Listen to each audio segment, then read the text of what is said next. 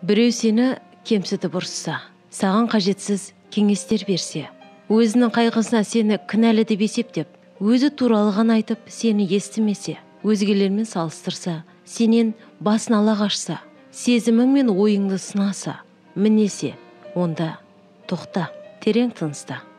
Бұның барлығы солардың қайғысы, солардың жан жарасы, сенікі емес.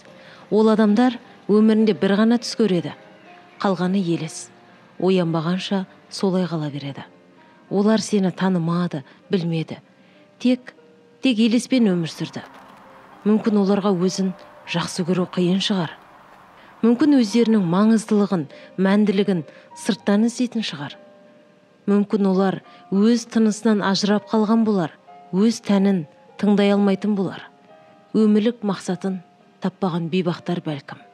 Мүмкін олар үшін әлем тек жақсы не жаманнан, дұрыс пен бұрыстан, жетістік пен сәтсіздіктен ғана тұратын болар.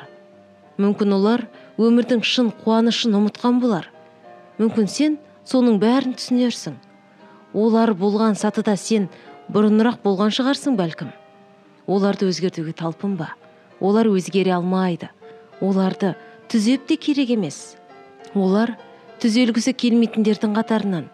Оларға көңіл бөліп, талап еткен сайын сені кеудеңнен кері итеріп, басын ала қашатын болады.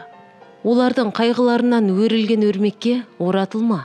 Анық бол, түсіністік таныт, ешкімге қысым жасама. Олар ренжісе, бұл қалыпты жағдай.